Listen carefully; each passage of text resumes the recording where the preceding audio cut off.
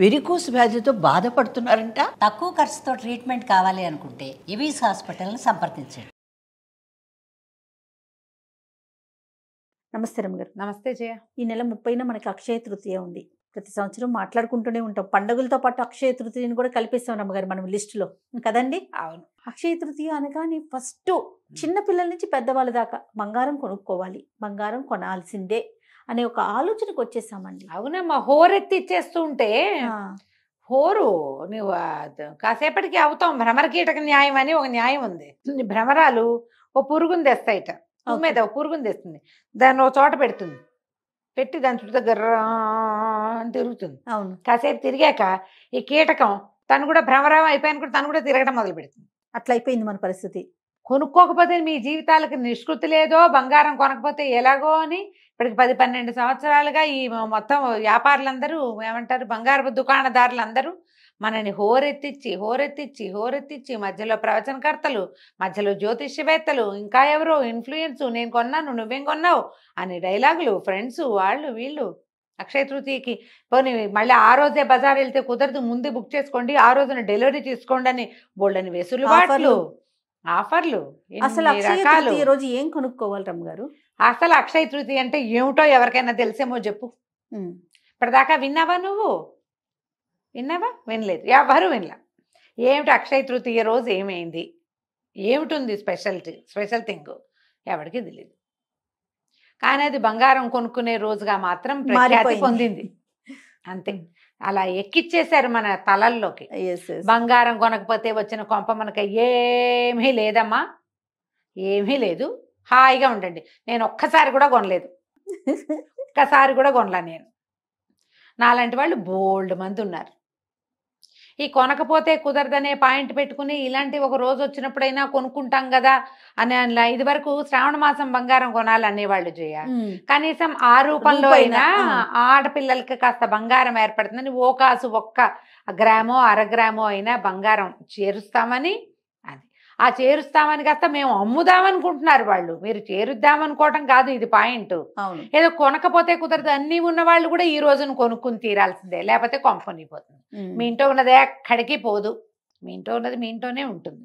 మీ జాతక లక్షణాలు బట్టి పోతుంది. కానీ అక్షయ తృతీయ నాడు కొనకపోతే బంగారం నడిచొచ్చి కాళ్ళు వచ్చి వెళ్ళిపోతుంది అలాంటివి ఏమి అనుకోకుండా ఏం జరగదు. అట్లా ఆ భయాలన్నీ మానేయండి మొదట. ఇలా మనం ఇతరుల చేతిలోకి వెళ్ళిపోతున్నామని మనకి ఎప్పటికైనా అర్థమవుతుందా జయ? ఇప్పుడు ఎలా అంటే ఇప్పుడు ఇందులో మనం కూడా ఉన్నాం, అందరం ఉంటాం. అంతే, ఏదో ఒకటి బాగుంది, ఇది బాగుంది బాగుంది బాగుంది అని చెప్తాం. విన్న వాళ్ళంతా ఇప్పుడు మనం ఏదో చీరలు చూపించాం పోతారు, కొనుక్కుంటారు. అంతే. కొనుక్కోపోతే కుదరదనే పాయింట్ ఉండకూడదు అంటా నేను అందులో. నువ్వు చీరలు చూపించు, నగలు చూపించు, చెయ్యి అంటారు. నచ్చితే కొనుక్కో, అవసరం నీకు కావాలంటే కొనుక్కో. అది ఈ రోజున కొనకపోతే నీకు కుదరదనే పాయింట్ లేదు, అసలు అది లేదు. ఈ రోజున పరశురామ జయంతి, పరశురాముడు పుట్టాడు అక్షయ తృతీయ రోజు. ఈ నార్త్ ఇండియాలో ఇంకా చాలా విషయాలు చెప్తారు. ఈ అక్షయ తృతీయ రోజునే పాండవులకి సూర్య భగవానుడు అక్షయ పాత్ర ఇచ్చాడు. ఆ అక్షయ పాత్రతోటే వాళ్ళు వనవాసంలో ఉన్న నాళ్ళు భోజనం చేశారు. వచ్చిన వాళ్ళందరికీ భోజనం పెట్టారు. దాని మీద ఒక కథ చెప్తారు కదా, దూర్వాస మహాముని వచ్చాడు, భోజనానికి వస్తామన్నాడు. అప్పుడేమీ ఆహారం లేదు, ఏం చేయాలి, పాత్ర తుడిచి ఆవిడ తిని పాత్ర తుడిచాక ఇంకా మళ్ళీ అందులో నుంచి పుట్టదు. అప్పుడు కృష్ణ పరమాత్మ వచ్చి ఏదైనా తడి ఒక్క మెతుకైనా ఉందేమో చూద్దామంటే ఒక చిన్న ఎండిపోయిన ఆకో మెతుకో ఉంటే అది తీసి ఆయన నోట్లో వేసుకుని సర్వభూత శాంతి చేశాడు. దాంతో ఆహారం కోసం అలమటిస్తూ వచ్చిన దూర్వాసుడు తదితరులందరికీ పొట్ట నిండిపోయింది. తేన్పులు తీస్తూ వెళ్ళిపోయారు. వాళ్ళ పొట్ట నిండిపోయింది కాబట్టి, భగవంతుడు తిన్నాడు కాబట్టి అందరి పొట్ట నిండిపోయిందని. ఆ అక్షయ పాత్ర ఈ రోజున ఇవ్వబడిందని ఒక కథ. ఓకే, అయిందా? ఇంకా చెప్దాం. వ్యాస భగవానుడు మహాభారతం రాయదలుచుకున్నప్పుడు వినాయకుడిని ఘంటం పట్టమని అడిగాడు. విఘ్నేశ్వరుడే ఘంటం పట్టి రాశాడు. ఆ ఘంటం పట్టి మొదట మహాభారతాన్ని స్టార్ట్ చేసిన రోజు అక్షయ తృతీయ అని ఒక కథనం ఉంది. ఇంకా ఉన్నాయి కథలు, ఇంకో కథ చెప్తాం. మన కుచేలుడు శ్రీకృష్ణ పరమాత్మని దర్శించడానికి వెళ్ళాడు. తన ఇంట్లో నుంచి గుప్పెడు ముక్కిపోయిన పాత అటుకులు పట్టుకెళ్ళాడు. చిన్నప్పుడు ఆ కృష్ణుడికి పెట్టాల్సిన అటుకులు తను తినేశాడని, ఆ అటుకులు తెచ్చి రుణం తీర్చుకున్నాడని కథ చెప్పుకుంటారు. అవునో కాదో అవన్నీ పుట్టినాయి కథలు. ఈ అటుకులు తీసుకుని కుచేలుణ్ణి అనుగ్రహించిన రోజు అక్షయ తృతీయ, వైశాఖ శుద్ధ తదియ అని చెప్తారు. ఎన్ని కథలు ఎన్ని ఉన్నాయి. కథలు ఉన్నాయి రమ్మగారు. ఏ కథ అయినా మనం చెప్పుకుంటామా, తెలుసుకుంటామా? బంగారం కొనే కథ మాత్రమే తెలుసుకుంటున్నాం. ఈ రోజు చాలా మంచిది, విశేషమైనది. అసలు బేసిక్గా వైశాఖ మాసమే దానానికి మంచి కాలం. వైశాఖంలో గొడుగు, చెప్పులు, మంచినీళ్ళు, నెయ్యి, వీటిలలో ఏవి దానం చేసినా, మామిడి పళ్ళు, విసినికర్రలు దానం చేసినా మంచి ఫలితం లభిస్తుంది. ఫలితం అంటే అదేమిటో వచ్చి మీకు పడిపోతుంది అనుకోద్దు, మంచిది. ఎండాకాలం కదా, అవును.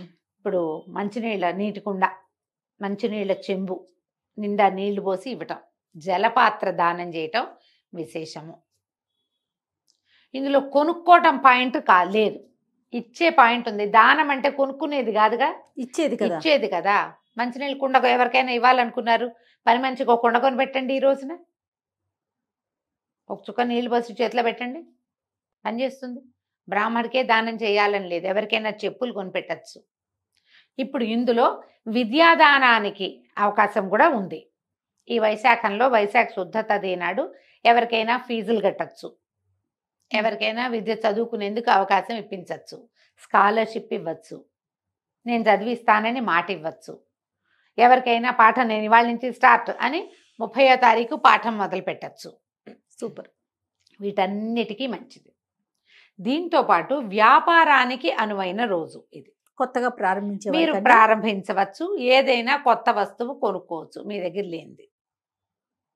ఉండి మన దగ్గర చాలా మూలుగుతుంటే బంగారం మళ్ళీ కొనుక్కోవాల్సిన పని లేదు.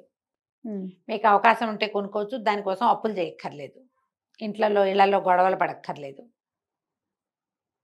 పిల్ల పెళ్ళి జ్యేష్ఠంలో ఉంది, వైశాఖంలో స్టార్ట్ చేస్తే తృతీయ నాడు మొదలుపెట్టి కొనుక్కోండి, మంచిది.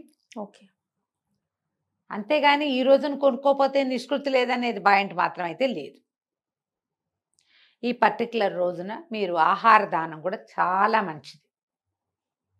ఇవన్నీ ఇచ్చేవే కానీ తెచ్చుకునేవైతే కాదు. మీరు తృతీయ నాడు మంచిది, ఏదైనా వస్తువు కొనుక్కుంటే మంచిది అంటే బంగారమే కాదు, మీకు ఇంట్లో ఉపయోగపడే ఏ వస్తువైనా కొనుక్కోవచ్చు. మీరు మంచినీళ్ళు కుండ కొనుక్కోవచ్చు, ఓ స్టీల్ గిన్నె కొనుక్కోవచ్చు, ఓ జత బట్టలు కొనుక్కోవచ్చు, ఎవరికైనా ఓ జత బట్టలు కొనిపెట్టచ్చు. ఒట్టి బంగారపు కొట్లనే మనం ఎందుకు ఉద్ధరిస్తున్నాం? అంత లేదు మరి. మీరు చేయదలుచుకుంటే చేసుకోండి, కానీ చేయకపోతే కుదరదనే పాయింట్ అసలు లేనే లేదు. ఓకే. ఆల్రెడీ మన దగ్గర చాలా ఉంది. ఈరోజు మంచి రోజు కాబట్టి ఏదో కొంటామంటే మంచి రోజు కదా, ఎవరికైనా సహాయం చేయొచ్చుగా, ఎవరికైనా కావాల్సింది కొనిపెట్టచ్చు కదా. ఎంత సంతోషాన్ని ఇస్తుందమ్మా అది. అక్షయ తృతీయ రోజున ఏం మంచి పేరు చేశామో సోషల్ మీడియాలో పెట్టండి అమ్మా, ఇన్ఫ్లుయెన్స్ అంతాను ఇవాళ ఈ మంచి పని చేస్తున్నామని. ఇవాళ అక్షయ తృతీయ, ఇవాళ చాలా మంచి రోజు, నేను వీళ్ళకి ఇది ఇచ్చాను అంతే. మా ఇంటి దగ్గర ఎవరో ఉన్నారు పాపం, వాళ్ళు పేదవాళ్ళు, చెప్పులు గిప్పులు బాగా కొనుక్కోలేరు, ఇంటికి 10కి చెప్పులు కొని పెట్టండి. అలాంటివి చేయండి అమ్మా. బంగారం కొనుక్కుంటే కొనుక్కోండి మీ ఓపిక. అది కొనుక్కోపోతే కుదరదనే భావాలని మాత్రం దయచేసి పెంపొందించుకోవద్దు, పెంపొందించద్దు కూడా. మంచి పని చేయండి. ప్రతి పర్వదినము మంచి పని చేయటం కోసం చెప్పబడింది. దీంట్లో భగవద్ ధ్యానం, లక్ష్మీ పూజ చేసుకోవచ్చు, విష్ణు పూజ చేసుకోవచ్చు, శివారాధన చేసుకోవచ్చు, ఏ ఆరాధన కుదిరితే ఆ ఆరాధన చేసుకోవచ్చు. రోజు చేసుకునే పూజ ఇంకొంచెం చక్కగా పాయసం చేసి నివేదన చేయండి. పప్పులో పెసరపప్పు ఏదో ఈ కాలానికి, ఎండాకాలం కదా, పెసరపప్పు కొని తలా ఒక 1 కేజీ ఇవ్వండి పని వాళ్ళకో ఎవరో ఒకళ్ళకి. ఎవరికైనా చక్కగా స్వయం పాకం ఇచ్చుకోండి, బ్రాహ్మణులకి ఇస్తే మంచిదని మీకు నమ్మకం ఉంటే అలానే చేయండి. చక్కగా స్వయం పాకం ఇవ్వండి, ఎంతో బాగుంటుంది. ఎవరికైనా హెల్ప్ అవసరము, చదువుకునే పిల్లలు ఉన్నారు, లేదా ఏదైనా ట్రస్ట్ వాళ్ళు పిల్లల్ని చదివిస్తారు, వాళ్ళకే ఇవ్వండి. ఈ రోజున అక్షయ తృతీయ రోజున ఇవ్వదలుచుకున్నాను నేను దానం, చక్కగా డబ్బులు పంపించేయండి, హ్యాపీగా ఉంటుంది. మీ వల్ల ఇంకొకళ్ళు బాగుపడతారు కూడా. ఎందుకు ఈ బంగారపు నిల్వలు, పైగా ఇప్పుడు ₹1,00,000 దాకా పోయినట్టుంది గోల్డ్.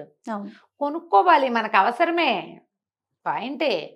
కాకపోతే కొనుక్కోపోతే కుదరదనే ధోరణి ఎందుకు అంటా నేను, అది కదా. ఇలా ఆలోచించండి దయచేసి. అక్షయ తృతీయ ఈ నెల 30వ తారీఖు తృతీయ చాలా మంచి రోజు. ఈ రోజున ఏదైనా మంచి పని చేస్తే అది ఎక్కువ అవుతుంది. ఈ బంగారం కొనుక్కునేది ఎందుకు? పెరగటం కోసం. మీరు సహాయం చేయండి, పెరుగుతుందిగా. అది కదా కావాలి మనకి. పుణ్యబలం పెరుగుతుంది మీకు. మీ పుణ్యబలాన్ని పెంచుకోండి. అదైతే మనతో పాటు మన వెనకాల వస్తుంది. బంగారాలు రావు, మన వెనకాల జనాలు పంచుకుంటారు వాటిని. ఉమ్. అది పంచుకోబడుతూ ఉంటుంది కదా. దానికి వెళ్ళొద్దు, దీనికి వెళ్ళండి. చక్కగా సహాయం చేయండి, దానం చేయండి, పూజ చేసుకోండి. దేవాలయ దర్శనం అత్యద్భుతమైనది. ఉమ్. దేవాలయ దర్శనం చేయండి. పుణ్యం పెరిగిందా మనకి, అవి పెరుగుతాయి అంతే. కదా. ఇలా ఆలోచించండి. తప్పకుండా రమ్మగారు. నమస్తే. నమస్తే జయ.